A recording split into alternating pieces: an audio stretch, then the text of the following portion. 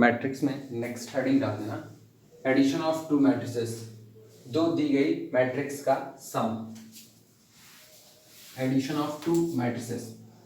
इसमें ध्यान दो, लिखा गया है टू मैट्रिसेस आर कन्फॉर्मेबल, दो मैट्रिक्स उपयुक्त होती हैं टू एडिशन, आपस में जोड़ने के लिए, if they are of same size, अगर उनका साइज आपस में कैसा हो, एक बराबर हो। इसका मतलब अगर कोई matrix capital A 3 row 4 column की है, मतलब साइज इसका 3x4 है, तो इसमें केवल और केवल वही मैट्रिक्स ही जुड़ सकती है जिसका साइज भी 3x4 ही हो। यानी दो मैट्रिक्स को अगर जुड़ना है तो उन्हें उपयुक्त होना पड़ेगा जुड़ने के लिए, इसी उपयुक्तता को कन्फॉर्मेबिलिटी कहते हैं। तो 3x4 की मैट्रिक्स 3x4 की मैट्रिक्स में ऐड हो सकती है। लेकिन अगर हम कहें कैपिटल ए का ऑर्डर 3x4 है और कैपिटल बी का ऑर्डर किसी ने 4x3 ले लिया या 3x4 को छोड़ करके कुछ भी ले लिया, तो अब कैपिटल बी और कैपिटल ए दोनों का सम कभी भी पॉसिबल नहीं होगा। इसी को लिखा गया है। यानी अगर आपको दो मैट्रिक्स को जोड़ना है तो सबसे पहली कंडीशन तो यह होनी चाहिए कि दोनों मैट्रिक्स का साइज, यानी दोनों ही मैट्रिक्स में रो और कॉलम की संख्या एक बराबर होनी चाहिए। Two matrices are conformable to addition, दो मैट्रिक्स आपस में जोड़ने के लिए उपयुक्त होती हैं if they are of same size, अगर उनका साइज आपस में कैसा हो, एक बराबर हो। एंड, अब जोड़ बता रहे, जोड़ कैसे होगा, एंड दियर सम, और इन दोनों मैट्रिक्स का जो सम होता है is again a matrix of same size. जैसे अगर हम 3x4 की मैट्रिक्स को ऐड करें तो जो नई मैट्रिक्स मिलेगी उसका भी ऑर्डर चेंज नहीं होगा, उसका भी ऑर्डर होगा 3x4। यानी अगर पहली मैट्रिक्स में रो की संख्या m, कॉलम की संख्या n, यानी कैपिटल ए का ऑर्डर किसी ने कहा m×n, तो इसमें जुड़ने के लिए अगर कोई मैट्रिक्स आएगी तो पहली बात तो उसका भी ऑर्डर होगा m×n का, और जिस दिन दोनों को जोड़ेंगे तो जो नई मैट्रिक्स बनेगी उसका भी ऑर्डर होगा m×n का। ये रहा। And their sum is again the matrix of same size. इतनी बातें हो गई। अब इनका जोड़ कैसे होता है, ऑब्टेन्ड बाई, और ये जोड़ जो होता है ये प्राप्त किया जाता है बाई एडिंग, जोड़ते हुए, देयर करस्पॉन्डिंग एलिमेंट, इनके करस्पॉन्डिंग एलिमेंट्स को आपस में ऐड करते हुए ये सम निकाला जाएगा। एग्जांपल देखिए, अब ये नीचे वाली लाइन ये सब ना देखना, ये सब सिंबॉलिक फॉर्म में है, इसको अभी ऐसे छोड़े रहना। जैसे किसी ने कहा matrix capital A is equal to, ध्यान से देखना, A11, ठीक, पहला हुआ first row first column, A12 first row second column, A13 first row third column.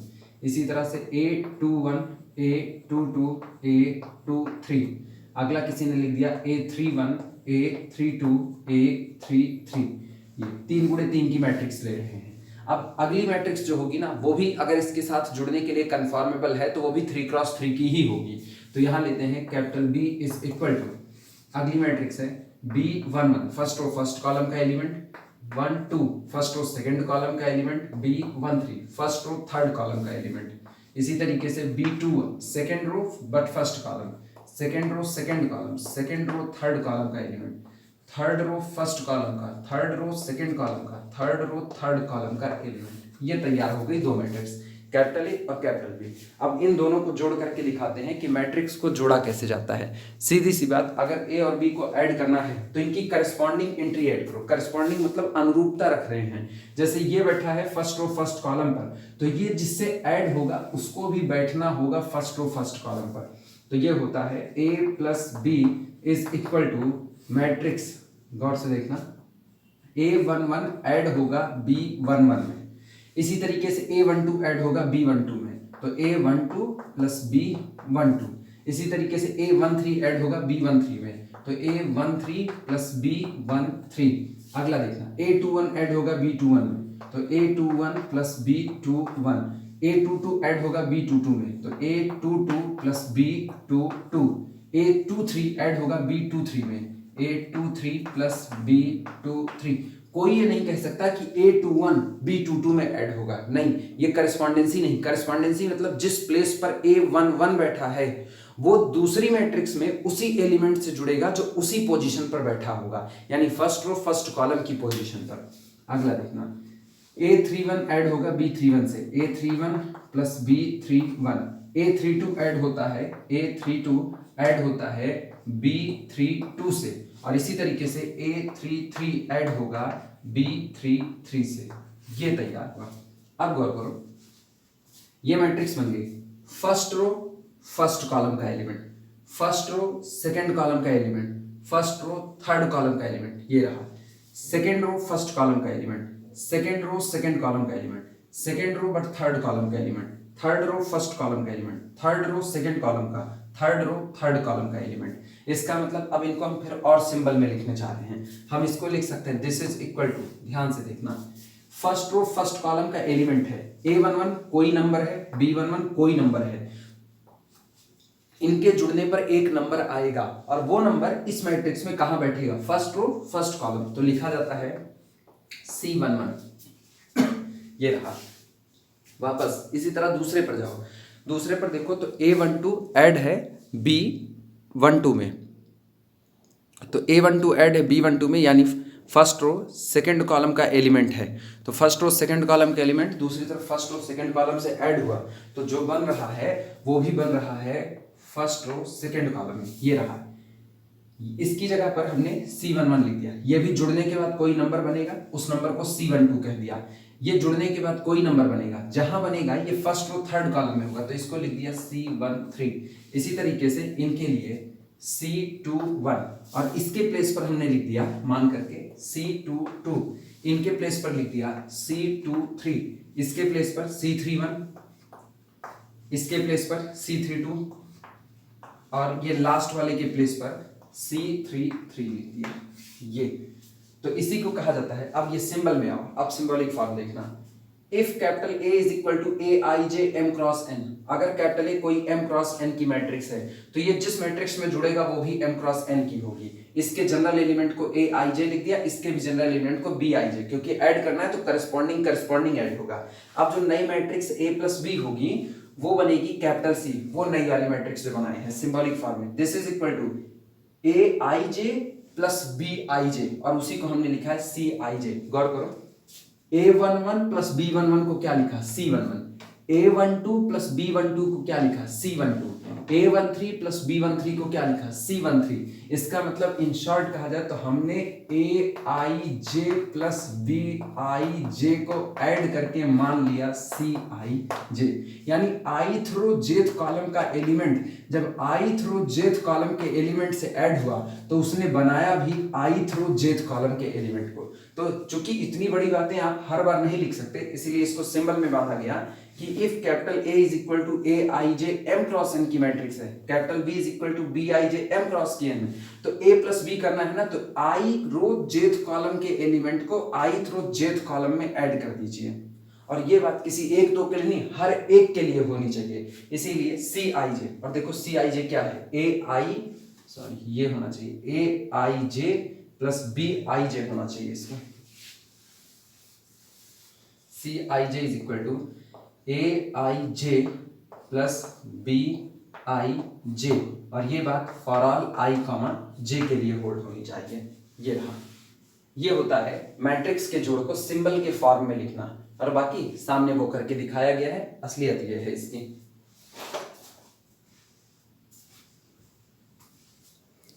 इसे नोट कर लो, एक हिस्सा ये एग्जाम्पल वाला, जिसको ना समझ में आए, भूलने का डर हो, वो एग्जाम्पल वाले हिस्से नोट करें। बाकी सारे लोग केवल और केवल ये डिफिनीशन वाला हिस्सा देखें बस।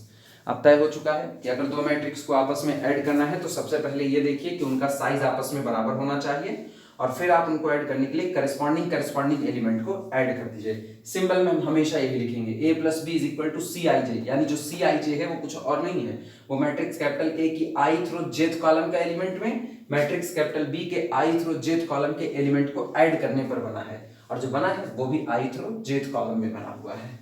नोट कर लो इसे।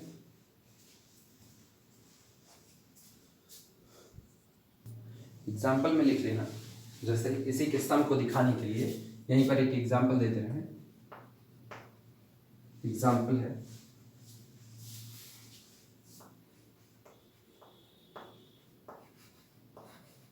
जैसे कैपिटल A मैट्रिक्स लेना, capital A is equal to 1 2 -1 3 2 2।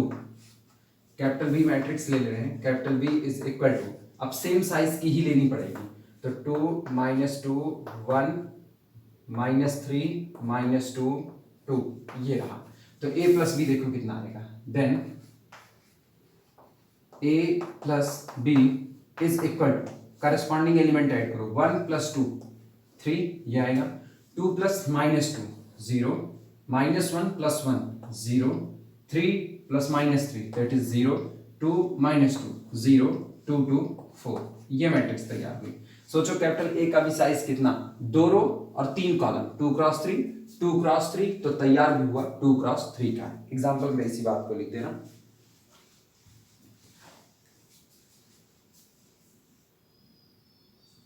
एक न्यूमेरिकल लिखना, प्रॉब्लम है for what values of A B C and D, A B C और डी के किस मान के लिए इन दोनों मैट्रिक्स का सम इस दी गई मैट्रिक्स के बराबर होगा। दो मैट्रिक्स दी गई है, ए 5 6 बी 7 8 और इसमें ऐड किया जा रहा है 5 6 सी 7 डी 11। जो रिजल्ट तैयार हो रही है वो मैट्रिक्स है 13 11 14 15 16 19। कह रहे हैं आप यहाँ ए बी सी और डी की क्या वैल्यू पुट करेंगे कि इन दोनों मैट्रिक्स का सम ये मैट्रिक्स निकल करके आए। सॉल्यूशन देखना इसका। सॉल्यूशन में हम सिंपल यही थ्योरी लगा रहे हैं कि अगर आपने इन दोनों मैट्रिक्स को ऐड किया है तो करस्पॉन्डिंग एंट्री ऐड होकर के उसी के रिस्पेक्ट में यहाँ एंट्री बनी होंगी। तो इससे देखना a + 5 इज इक्वल टू पहली मैट्रिक्स, ये पहली वाली एंट्री 13 आया। अगला देखना 5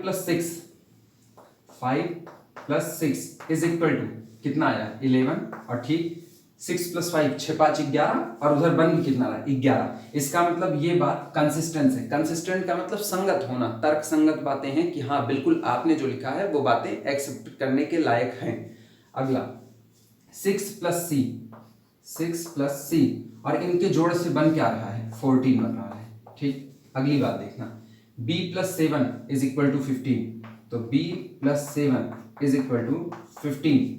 अगला 7 + d is equal to 16, 7 + d is equal to 16।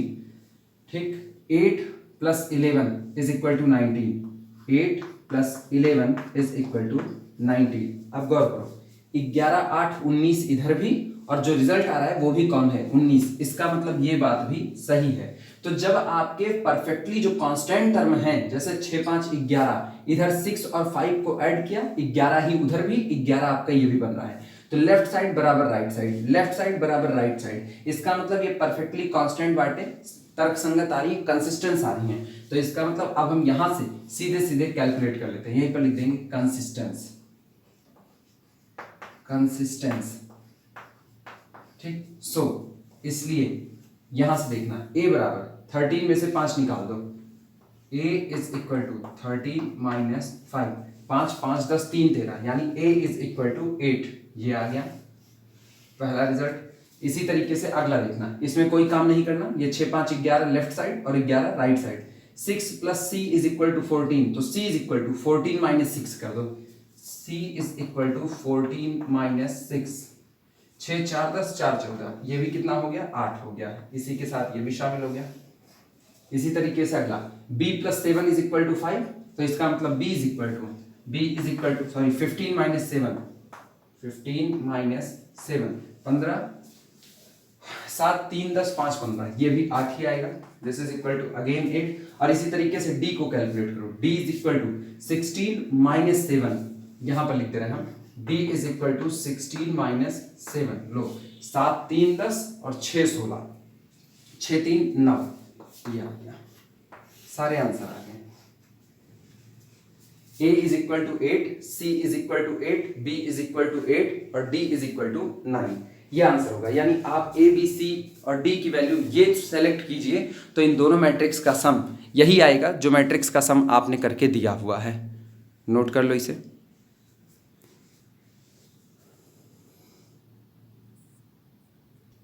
अगला न्यूमेरिकल फिर उसी के जैसा है, ध्यान देना। पूछ रहे हैं for what value of A B C, A B और सी के किस मान के लिए इन दोनों दी गई मैट्रिक्स का सम ये दी गई मैट्रिक्स आएगी। फिर सेम प्रोसेस अप्लाई करेंगे, करस्पॉन्डिंग एलिमेंट को जोड़ करके देखेंगे कि क्या जो इक्वेशन परफेक्टली कांस्टेंट रखा हुआ है, कोई वेरिएबल शामिल नहीं है, ए बी सी डी कोई शामिल नहीं है, खैर इसमें सी तक ही है, तो वो जो परफेक्टली कांस्टेंट रखने वाले टर्म है क्या वो कंसिस्टेंट यानी तर्कसंगत हैं, क्या वो एक्सेप्ट करने लायक हैं। अगर वो एक्सेप्ट करने लायक हैं तो बाकी की वैल्यू हम निकाल देंगे, और अगर वही एक्सेप्ट करने लायक नहीं हुए तो बाकी की वैल्यू निकाल करके भी हमारे हाथ कुछ लगने वाला नहीं है। जैसे इस एग्जाम्पल में समझना इस बात को, सॉल्यूशन करस्पॉन्डिंग एलिमेंट को जोड़ करके उधर का बनाओ, देखना a + 5 = 30, a + 5 = 30। अपने को इस पे कोई क्वेश्चन मार्क नहीं लगाना, ये वेरिएबल इन्वॉल्व है, इन पे देखना। 2 + 6 = 11, 2 + 6 = 11। जरा गौर करो, 2 + 6 करोगे तो 6 2 8 आएगा, और इधर कितना दे रहे हैं, 11 दे रहे हैं। क्या 8 कभी 11 के बराबर हो सकता है? तो यहीं पर ये इनकंसिस्टेंसी आ गई, नेवर पॉसिबल, नेवर पॉसिबल, ये बात संभव ही नहीं है। और सोचो, जब आपने 2 + 6 = 11 लिख दिया, जो कभी पॉसिबल ही नहीं है, तो हम ए बी सी की कोई भी वैल्यू निकाल लें, ये दोनों मैट्रिक्स कभी भी आपस में बराबर होने वाली नहीं है, क्योंकि आपने 6 + 2 = 11 लिख दिया है, यही एंट्री ही गलत भरी गई है। फिर भी बाकी के लिख देते हैं, इस पर ऐसे डबल अंडरलाइन कर देना और आगे लिख देना नेवर पॉसिबल। अगला देखना 6 + c = 14। अगले पर आओ, b + 7 = 15। अगला 7 + 7 = 14। ये बातें आपकी तर्क संगत हैं, लो 7 7 14, इधर भी 14 उधर भी। 8 + 11 = 19, ये भी बात सही है। 11 8 19, और इधर जोड़ भी कितना दे रहे हैं, 19। तो ये और ये बात तो आपकी तर्कसंगत है। तो इस आधार पे, लेकिन जब इसके पास आते हैं तो ये चीज तो कभी पॉसिबल है भी नहीं। तो अगर तुम यहां से निकाल भी तो किसी तरीके से a = 13 - 5 कर दो, उसके बाद फिर c = 14 - 6 कर दो, b = 15 - 7 कर दो, फिर भी a b c की जो वैल्यू मिली ना वो अब कोई मायने नहीं रखती है, क्योंकि 6 + 2 = कभी भी 11 होने वाला नहीं है। तो यहां पर लिख देना इनकंसिस्टेंस,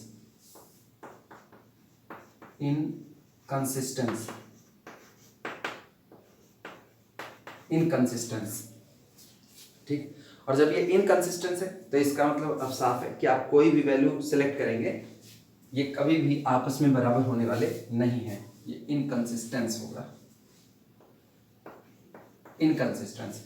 तो लास्ट में लाइन लिख देना, so for any value of A B C and D these two matrices sum never will be the given matrix, या नो सॉल्यूशन करके छोड़ देना, लिख देना सो नो सॉल्यूशन करके छोड़ दो,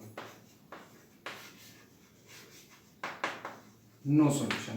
ऐसे केस में आपको कोई भी सॉल्यूशन मिलने वाला नहीं है, लिख देना इसे।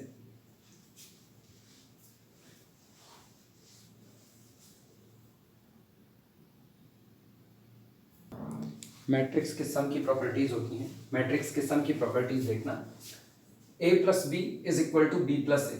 अगर कैपिटल A और कैपिटल B दो दी गई मैट्रिक्स हैं, तो चाहे आप A में B को ऐड कीजिए और चाहे B में A को ऐड कीजिए, रिजल्ट बदलने वाला नहीं है, दोनों रिजल्ट हमेशा आपस में बराबर आएंगे। लेकिन ये ध्यान रहे, मैट्रिक्स एडिशन के लिए कन्फॉर्मेबल होनी चाहिए, यानी capital A capital B same size की मैट्रिक्स है, यहाँ मेंशन नहीं किया गया है, ठीक। यहाँ ये मान करके चला जा रहा है कि A और B कन्फॉर्मेबल फॉर एडिशन है, मतलब जोड़ के लिए उपयुक्त हैं। तो अगर कैपिटल A और कैपिटल B सेम साइज की मैट्रिक्स हैं तो इनको जोड़ा जा सकता है। ऐसे में चाहे A में B को ऐड कीजिए चाहे B में A को ऐड कीजिए, ये एडिशन कभी बदलने वाला नहीं है। कहा जाता है मैट्रिक्स, इसको कहते हैं matrix additions are always commutative. आप इनको उलट पुलट करके चाहे जैसे भी ऐड कीजिए, यह रिजल्ट चेंज नहीं होगा। एग्जाम्पल पे देखते हैं, जैसे किसी ने कहा मैट्रिक्स कैपिटल A = 1 2 3 2 3 1, ये हो गई। दूसरी मैट्रिक्स किसी ने कैपिटल B कह दी, कैपिटल B = 3 - 2 1 1 - 1 1, ऐसा। तो चाहे A + B निकालें, देखो A + B = A में B को ऐड करो, 1 + 3 4 आएगा, 2 - 2 ऐड करिए 0, 3 + 1 4, 2 + 1 3, 3 - 1 2, 1 + 1 2, ये रहा a + b। इसी तरीके से अगर b + a निकालें तो b + a देखो कितना आएगा, b + a अपने पास बनेगा b + a यानी 3 + 1 4, अगला देखना -2 + 2 0, 1 + 3 4, अगला 1 + 2 3, -1 + 3 2, 1 1 2, सेम। ये दोनों चेंज होने वाले नहीं हैं। अगर इसको नॉर्मली कोई जनरली प्रूफ करना चाहे, हालांकि हमें इसके प्रूफ की कोई ज़रूरत नहीं है, फिर भी अगर कोई इसको प्रूफ करना चाहे तो काफ़ी इजी इसको है प्रूफ करना। जैसे एग्जांपल के तौर पर किसी ने लिया कैपिटल ए मैट्रिक्स है, जैसे अभी हमने सिंबॉलिक फॉर्म में लिया था AIJ, और इसका ऑर्डर है M × N। कैपिटल बी दूसरी मैट्रिक्स है सेम साइज की BIJ, और ऑर्डर है M × N। AIJ BIJ दो नंबर हैं, ठीक। तो a + b अभी हमने लिखा था a + b कुछ नहीं, i रो jth कॉलम के एलिमेंट में i रो jth कॉलम का एलिमेंट ऐड होगा, यानी AIJ + BIJ, और इसका ऑर्डर भी होगा M × N। अब सोचो अगर AIJ और BIJ दोनों नंबर हैं तो नंबर एडिशन के रिस्पेक्ट में कम्यूट करते हैं, ये बात हमने ग्रुप थ्योरी में भी देखी हुई है।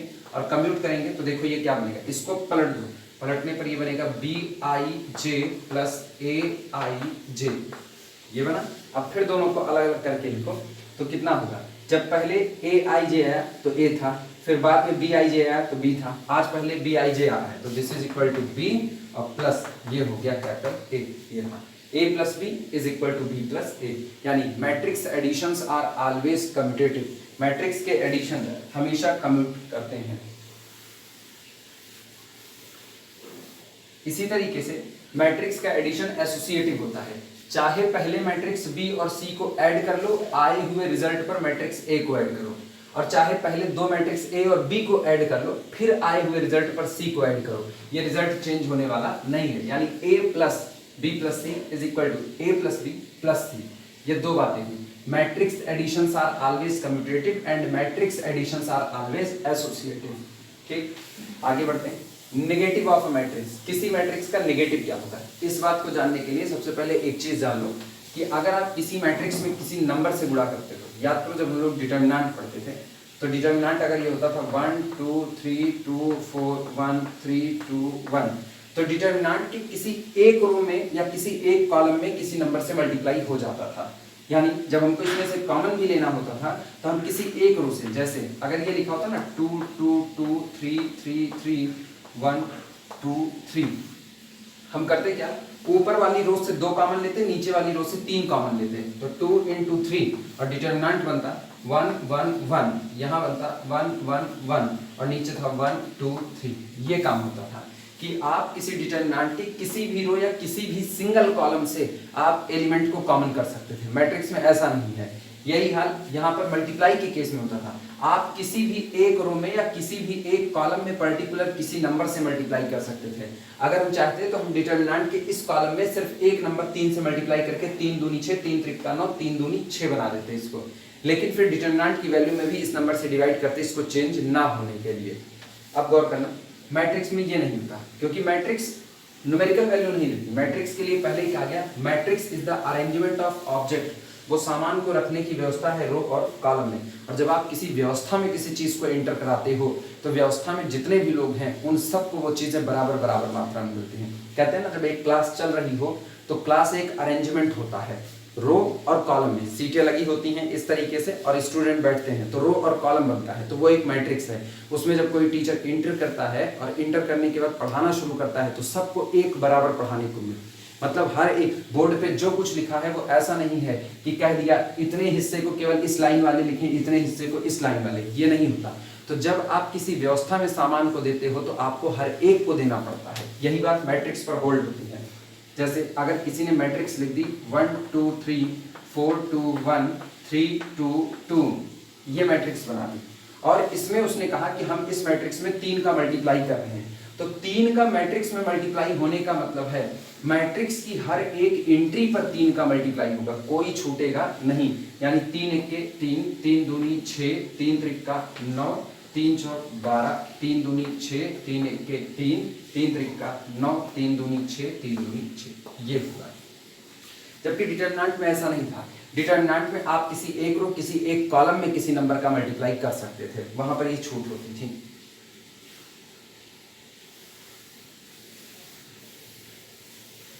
अब इस हेडिंग को देखना, if capital A negative of a matrix, किसी मैट्रिक्स का नेगेटिव क्या होता है ऐसे ही समझ लो। अगर कोई मैट्रिक्स कैपिटल ए दी गई है 1 1 1 2 2 2, ये मैट्रिक्स दी गई है और हमसे किसी ने कहा इस मैट्रिक्स का नेगेटिव मैट्रिक्स दीजिए, तो सिंपल सा एक मतलब है मैट्रिक्स कैपिटल ए में -1 का मल्टीप्लाई कर दो। और अभी बताएंगे जब आप मैट्रिक्स में किसी नंबर का मल्टीप्लाई करते हो तो मैट्रिक्स के हर एलिमेंट पर उसी नंबर से मल्टीप्लाई होता है, यानी इसका नेगेटिव होगा -a। -a का मतलब कैपिटल ए पर -1 से मल्टीप्लाई किया गया, तो रिजल्ट क्या तैयार हुआ, -1 -1 -1 -2 -2 इसी बात को यहां लिखा गया। अगर कैपिटल ए आई जे कोई m क्रॉस n की मैट्रिक्स है, बी एनी मैट्रिक्स, ये कोई भी आपको दी गई मैट्रिक्स है, then negative of capital A is -a, तो कैपिटल ए का जो नेगेटिव मैट्रिक्स होगी वो बस a में माइनस से मल्टीप्लाई कर दो। और सोचो a में माइनस से मल्टीप्लाई होगा तो a के पास जितनी एंट्री है सब पे किससे मल्टीप्लाई होगा, -1 से मल्टीप्लाई होगा। तो यानी -a इज इक्वल टू जितनी एंट्री बैठी हुई है सबका साइन बदल दो। अगर वो एंट्री पॉजिटिव की है तो उसको नेगेटिव की कर दो, अगर नेगेटिव की है तो पॉजिटिव की कर दो, ये पॉजिटिव की कर दो। यानी किसी भी मैट्रिक्स का नेगेटिव तैयार करने के लिए सिंपल सा एक काम है, मैट्रिक्स के हर एलिमेंट पर माइनस से मल्टीप्लाई कर दो, that's the negative of the given matrix, ये होता है। डेफिनेशन नोट कर लो इसकी, नेगेटिव ऑफ मैट्रिक्स की डेफिनेशन सामने है।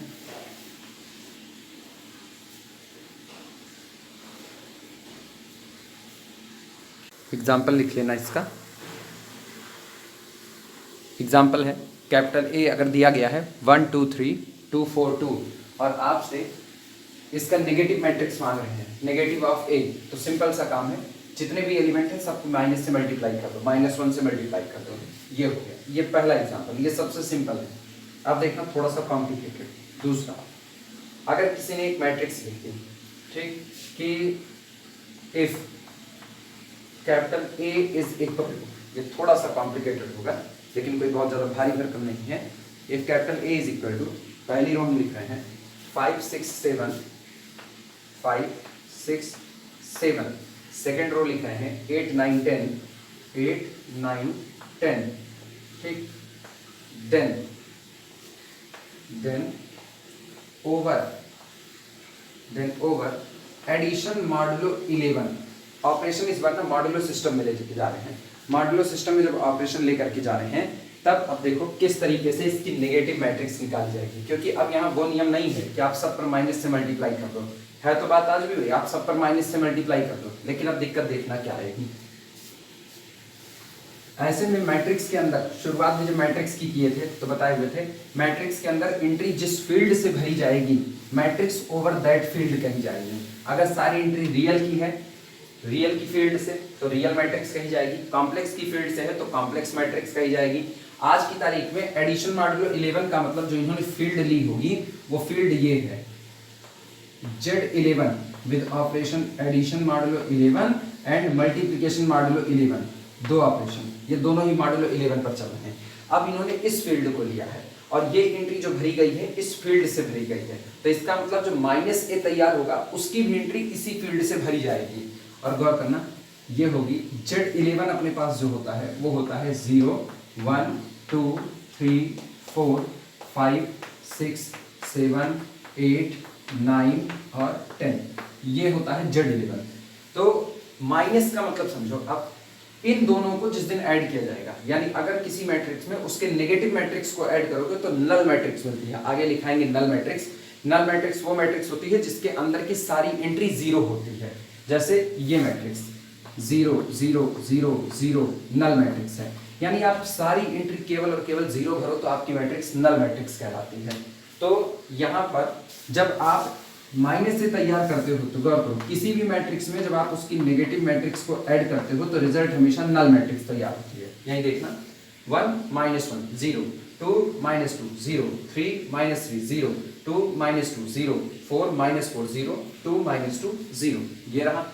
तो इसका मतलब हमको यहाँ पर एक ऐसी मैट्रिक्स तैयार करनी है जिसको जब इसमें ऐड किया जाए मॉडुलो 11 के साथ, तो मॉडुलो 11 ऑपरेशन के रिस्पेक्ट में ऐड करने पर हमको केवल एक नल मैट्रिक्स तैयार हो।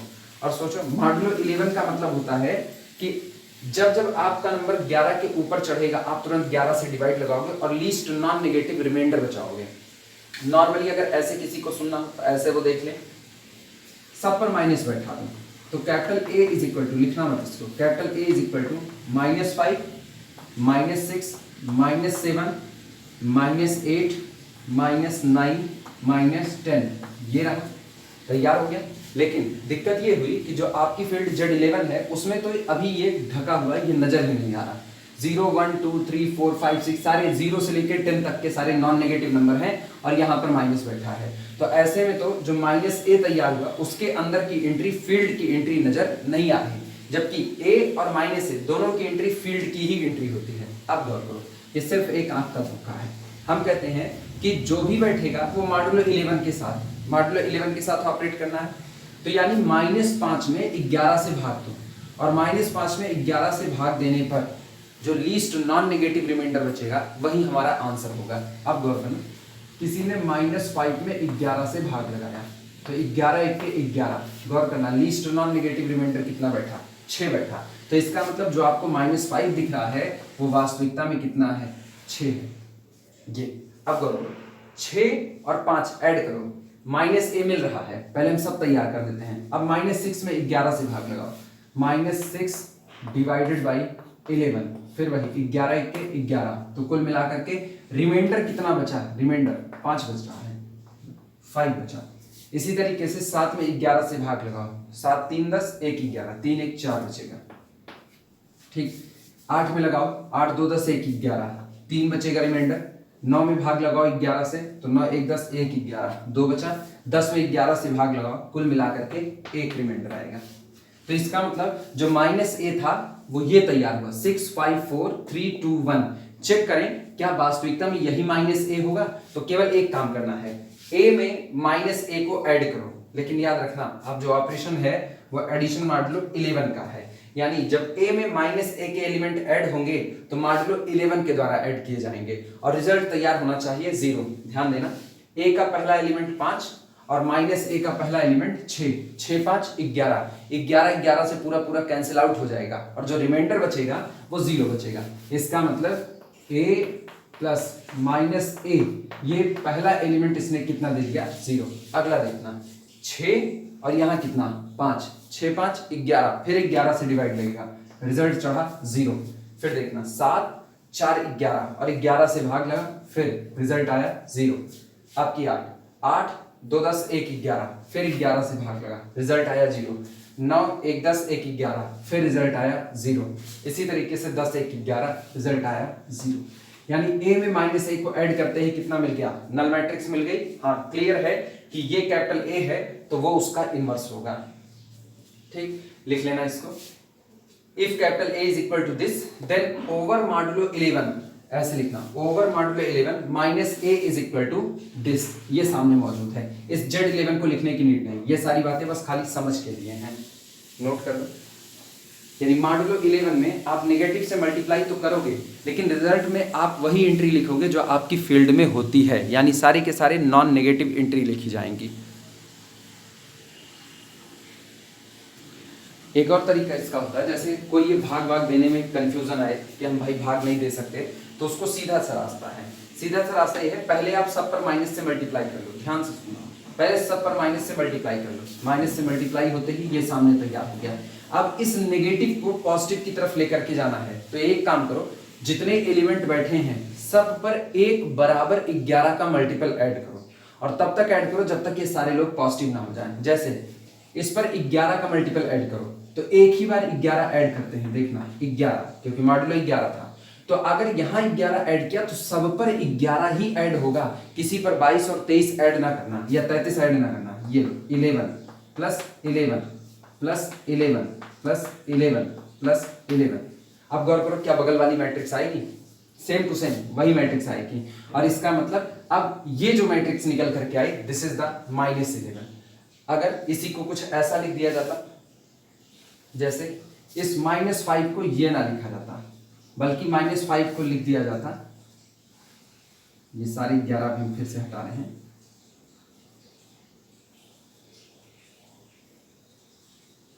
-10 था, ठीक। यहां पर किसी ने लिख दिया होता -22 लिख देता, ऐसा कुछ।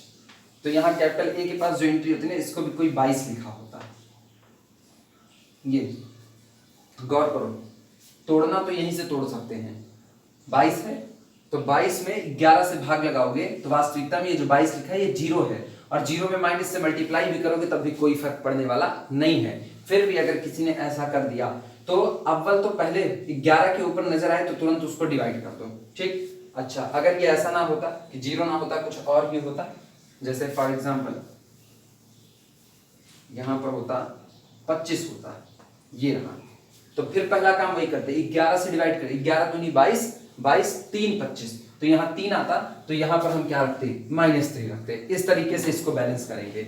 यानी आप 11 के ऊपर की कोई भी एंट्री देखो तो पहले तुरंत 11 से डिवाइड लगाओ और उसको लेकर के आओ Z11 के दायरे में, और उसके बाद फिर ये काम कर दो। 11 का मल्टीपल सब पे एक बराबर। अगर किसी ने ना यहाँ पर 11 का 2 बार यानी 11 दूनी 22 ऐड किया होता तो सब जगह पर 22 ही ऐड होता। ये नहीं कि यहाँ आप 11 दूनी 22 ऐड करो, यहाँ 11 तीन 33 ऐड करो, किसी में 55 ऐड करो, नहीं, सब पर 11 का एक बराबर मल्टीपल ऐड करो, और वो ऐड करने के बाद जो आपका रिजल्ट पॉजिटिव वाली दुनिया में तैयार होगा ये आपका माइनस से तैयार हुआ है। लेकिन इस तरीके से खैर, ये तो जो था ये 5 ही था शुरुआत में, ये 5 था, और ये जो आया था ये -5 था, तो वहां पर 6 बना था। नोट कर लो इस एग्जाम्पल को, फिर आगे चलते हैं।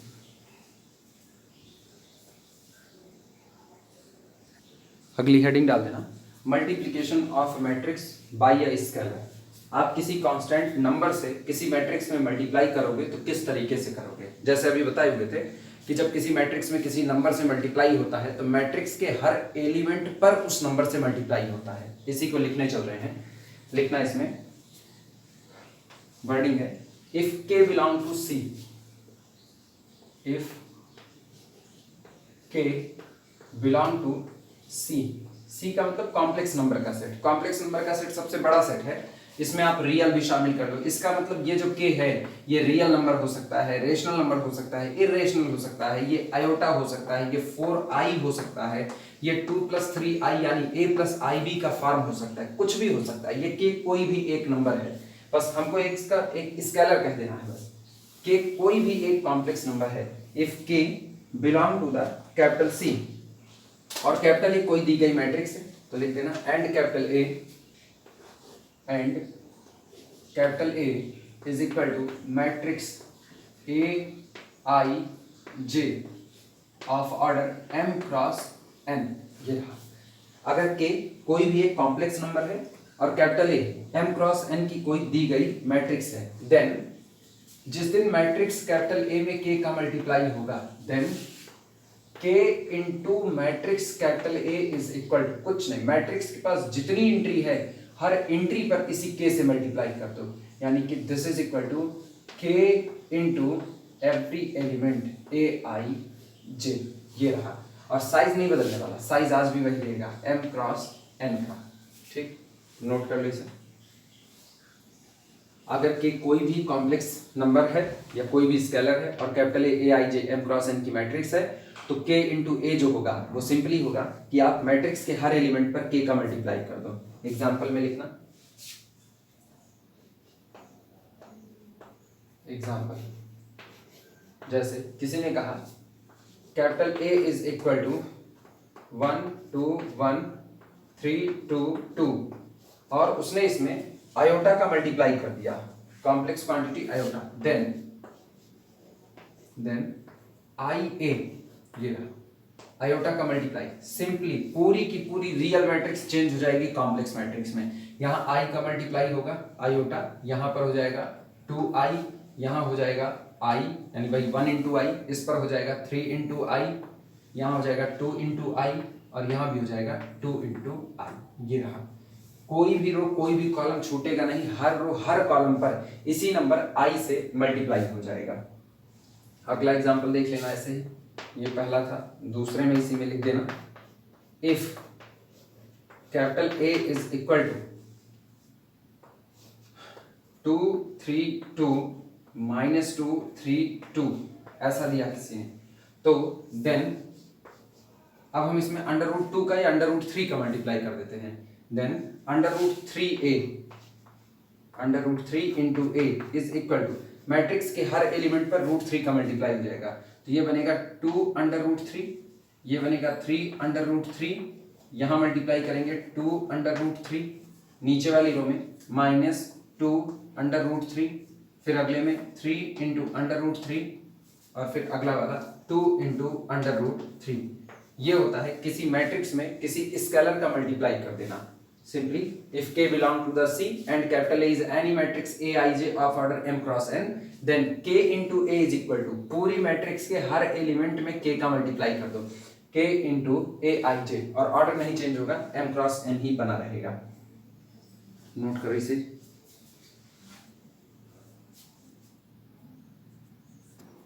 नोट लिखना बाकी, ये प्रॉपर्टीज ही हैं, इनको नोट में कर दिया जा रहा है।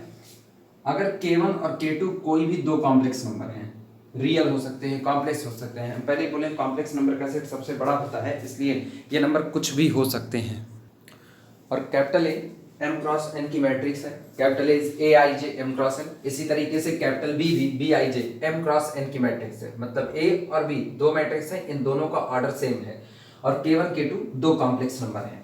तो ऐसे केस में अगर आप k1 k2 को आपस में ऐड करके, यानी इन दोनों कांस्टेंट को आपस में ऐड करके मैट्रिक्स कैपिटल ए में मल्टीप्लाई कीजिए, तो ये बिल्कुल उसके बराबर होता है जैसे k1 को मल्टीप्लाई करो a में, k2 को मल्टीप्लाई करो a में, और उसके बाद दोनों को ऐड करो, यानी k1 plus k2 into A is equal to k1 into A plus k2 into A. सबसे पहले a में k1 का मल्टीप्लाई करो, फिर a में k2 का मल्टीप्लाई करो और दोनों को ऐड करो, रिजल्ट बराबर होगा, चाहे पहले आप k1 k2 को ऐड करके तब सीधे कैपिटल A में मल्टीप्लाई कर दीजिए। अगर कोई इसका प्रूफ करना चाहे तो इसका प्रूफ आसान है, लिखने की कोई खास नीड नहीं है, फिर भी देख लो इसका प्रूफ कैसे होता है। इसके प्रूफ में सबसे पहला काम ये करते हैं ना, k1 प्लस k2 को a पर मल्टीप्लाई कर रहे हैं, देखना k1 plus k2 into capital A बराबर, ये लिखा जा सकता है k1 प्लस k2, ठीक, और into matrix Aij of order m cross n। अब ये याद करो k1 और k2 एक नंबर है, सिंपली नंबर है, तो हम जानते हैं जब किसी नंबर से किसी मैट्रिक्स में मल्टीप्लाई होता है तो मैट्रिक्स के हर एलिमेंट पर इस नंबर से मल्टीप्लाई हो जाता है, यानी हम इसको लिख सकते हैं this is equal to matrix हर एलिमेंट में मल्टीप्लाई हो जाएगा k1 प्लस k2 का, k1 plus k2 into Aij, ये रहा, ठीक। अब k1 plus k2 into Aij, ये रहा, Aij को अंदर लेकर के आओ, तो ये होगा this is equal to within bracket, यानी matrix k1 into Aij plus k2 into Aij, ये रहा। और आज भी मैट्रिक्स का ऑर्डर m क्रॉस n बना रहेगा, m क्रॉस n। इसका मतलब अब फिर इसको दो हिस्से में तोड़ के लिखा जा सकता है, this is equal to first matrix, ध्यान से देखना, k1 इंटू Aij पहली मैट्रिक्स, और प्लस दूसरी मैट्रिक्स k1 या k2 इंटू Aij, क्योंकि हमको पता है दो मैट्रिक्स जिनका साइज सेम टू सेम है जब जोड़ी जाती हैं तो उनके करस्पॉन्डिंग एलिमेंट यानी Aij करस्पॉन्डिंग एलिमेंट ऐड हो जाते हैं। तो ये क्या बन गया, k1 को अब फिर बाहर निकाल लेते हैं, k1 इंटू k1 के बाहर आते ही ये कौन बना, Aij, मैट्रिक्स Aij, और यहां से k2 को बाहर निकाले, तो k2 के बाहर निकालते plus k2 into matrix Aij, ये आया, और मैट्रिक्स Aij है कौन, कैपिटल A, यानी k1 into capital A plus k2 into capital A, ये प्रूफ हो गया। k1 plus k2 into capital A is equal to k1 into capital A plus k2 into capital A, proof हो चुका है। Proof लिखना चाहो लिखो, वरना सीधे प्रॉपर्टी लिखो, प्रूफ की कोई नीड यहां पर नहीं है।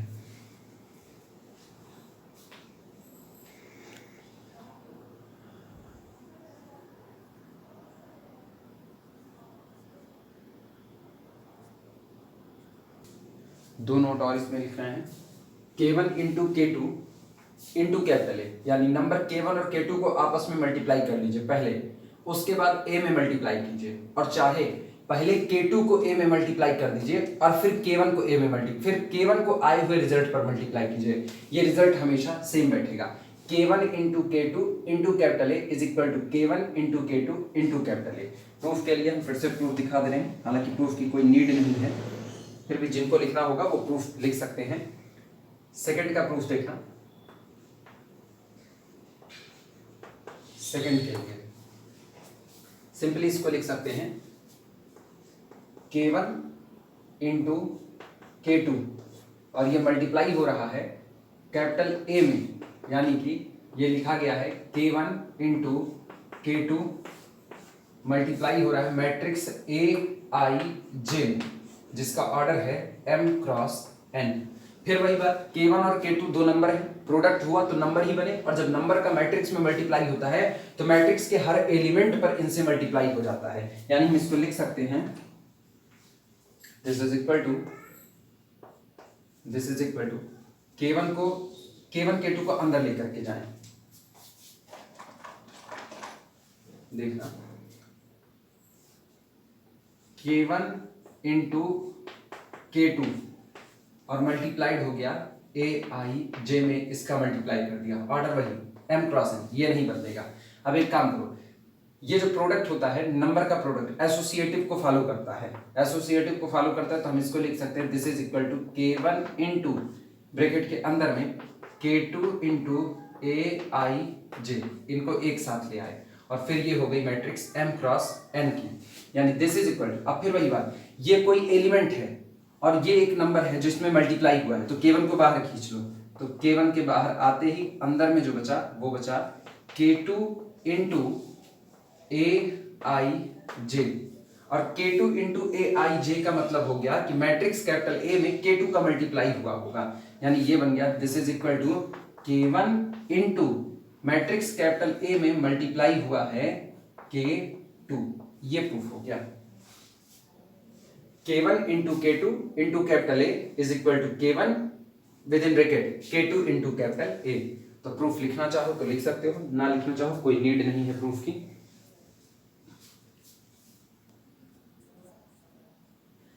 इसी तरीके से जो तीसरा वाला नोट है, वो तीसरा वाला नोट ये है कि जब आप दो मैट्रिक्स के सम में किसी नंबर का मल्टीप्लाई करते हो तो ये जो रिजल्ट आता है ये उन मैट्रिक्स में अलग अलग k का मल्टीप्लाई करके उनके सम के बराबर होता है, यानी k into A plus B करो, यानी पहले a प्लस बी को ऐड कर लो फिर k का मल्टीप्लाई करो, और चाहे पहले a में k का मल्टीप्लाई कर लो b में k का मल्टीप्लाई कर लो, आए हुए रिजल्ट को आपस में जोड़ दो, ये दोनों रिजल्ट हमेशा आपस में बराबर बैठते हैं। इसको कहा जाता है scalar multiplication distribute over matrix addition, scalar multiplication distribute over matrix addition. ठीक, इसका भी प्रूफ करके हम दिखाई दे रहे हैं।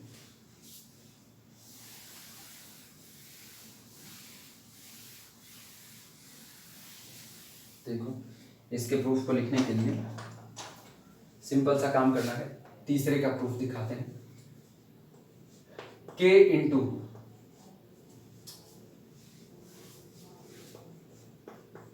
Into matrix A plus B बराबर k इंटू, याद करो मैट्रिक्स A प्लस बी ये माने थे, और जब दो मैट्रिक्स का सम करते हैं तो उनकी करस्पॉन्डिंग एंट्री जुड़ जाती है, तो इसको लिख सकते हैं k into AIJ plus BIJ, size नहीं बदलेगा, साइज वही है m क्रॉस n का, and this is equal to, अब इस नंबर में यानी इस पूरी मैट्रिक्स में किसी नंबर का मल्टीप्लाई हो रहा है तो उसके हर एलिमेंट पर इस नंबर से मल्टीप्लाई होगा, यानी विद इन, फिर से k इंटू मैट्रिक्स के अंदर में मल्टीप्लाई कर दिया AIJ प्लस BIJ, ये रहा मैट्रिक्स का ऑर्डर वही m cross n, this is equal to, अब फिर वही scalar multiplication distribute over addition, तो ये हो जाएगा k into AIJ plus k into BIJ, ये रहा ऑर्डर वही m क्रॉस n का, दिस इज इक्वल टू, फिर दो मैट्रिक्स को तोड़ दो अलग अलग, पहली मैट्रिक्स आई k इंटू AIJ प्लस दूसरी मैट्रिक्स हुई k इंटू Bij। साइज अभी m क्रॉस n का है। अब फिर k को बाहर फिर से खींच लो, this is equal to k into Aij, ये हुआ, और ये है m क्रॉस n की मैट्रिक्स, प्लस k को यहां से भी बाहर निकाल लो, k इंटू Bij, ये रहा। यानी कुल मिला के अपने पास जो तैयार हुआ वो है k into matrix capital A plus k into matrix capital B, k into capital A plus k into capital B, ये रहा। सारे प्रूफ दिखा दिए हैं इस पे। ये प्रॉपर्टी होती है, इन प्रॉपर्टीज़ को याद रखेंगे तो आगे के न्यूमेरिकल काफ़ी आसानी से होंगे। फिलहाल के लिए इसमें इतना ही, बाकी की बातें कल दूसरे लेक्चर में होंगी।